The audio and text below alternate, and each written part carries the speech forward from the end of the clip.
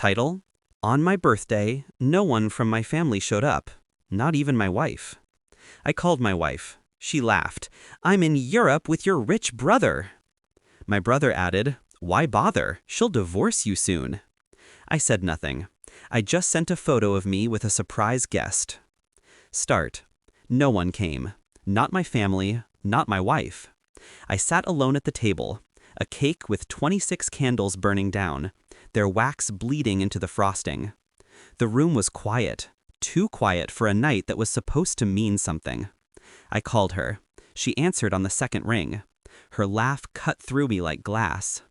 "I'm in Europe," she said, "with your brother, your rich brother." Then his voice. "Why bother, huh? She'll divorce you soon." The line went dead. I didn't smash the glass in my hand. I didn't shout. I didn't cry. I only looked at the flames on the cake.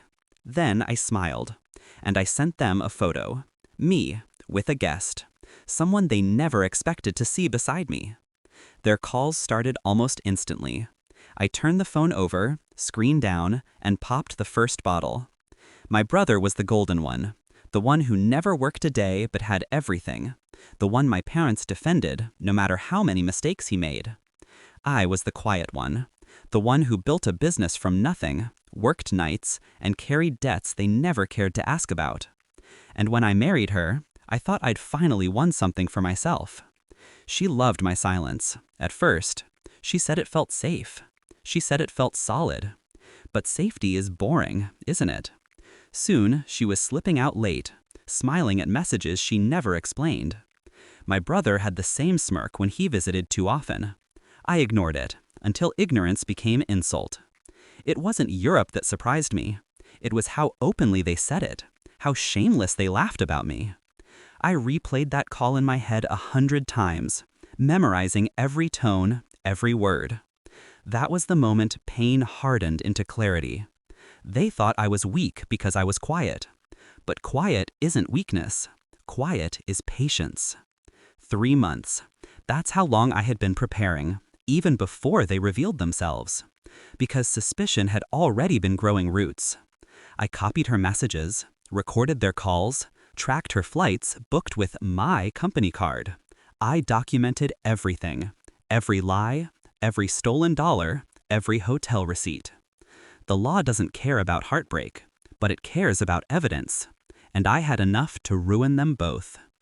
Quietly, I moved assets, shifted shares, froze accounts she thought she had access to. My brother had investments tied to me too. He didn't even know how dependent he was on my signature.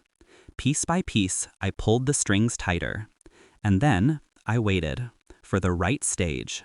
My birthday was that stage. The guest in my photo? A lawyer. My lawyer.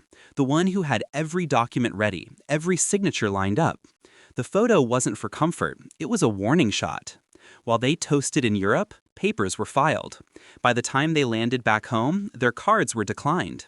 The apartment she lived in under my name? Locked. The car she drove? Repossessed. My brother's stake in my company? Gone. Signed over to me through clauses he never bothered to read. All he had left were debts.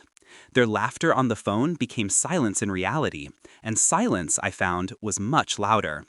She showed up at my door 3 nights later, hair messy, makeup smudged, her voice cracking like she hadn't slept. "Please, just talk to me." Behind her, my brother's car sat abandoned on the street, no longer his. He was leaning against it, jaw tight, eyes hollow.